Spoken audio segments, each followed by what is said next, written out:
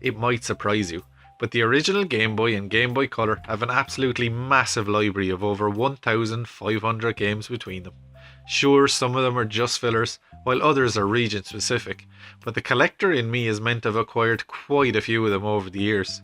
The Game Boy's small portable design means that even to this day I'll often bring it with me as my handheld of choice, but bringing a selection of games with it can sometimes be a bit of a chore as they quickly begin taking up space.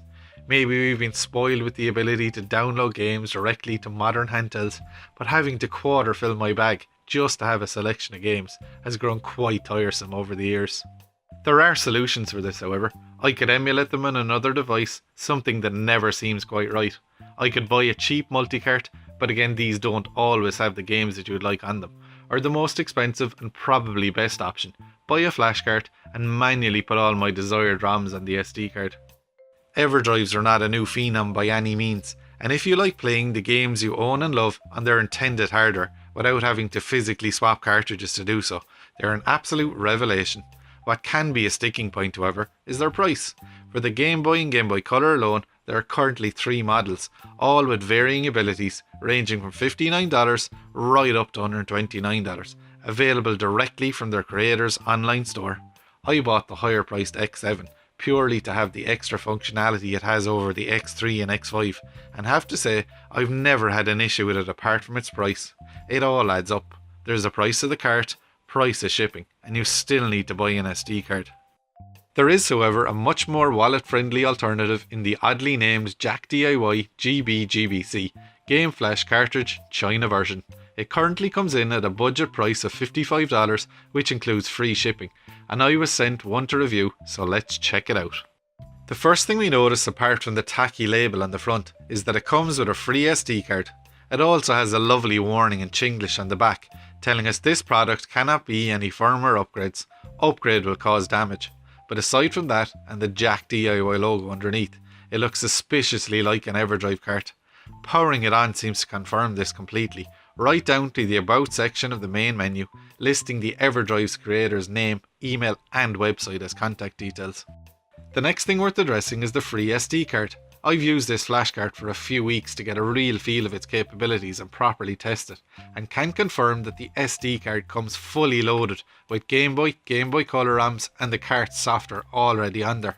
It makes sense to do this after the earlier Chinglish warning, but the way the ROMs were set up was nothing short of horrendous. I've since fixed it a bit for my own sanity, but originally was confronted with folders named after just the first 8 letters of the English language.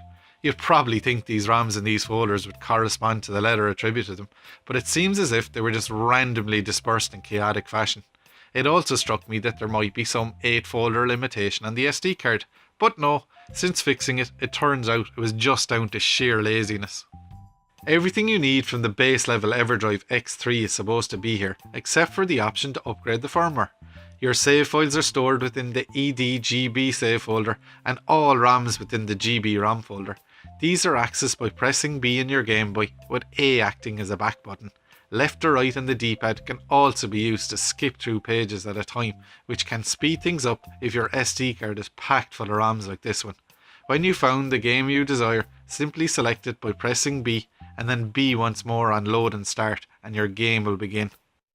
I have to say, it is handy to have all your ROMs in one place, and for those who are budget conscious, it is a possible option, but I honestly wouldn't buy the Jack DIY after playing with it for a while.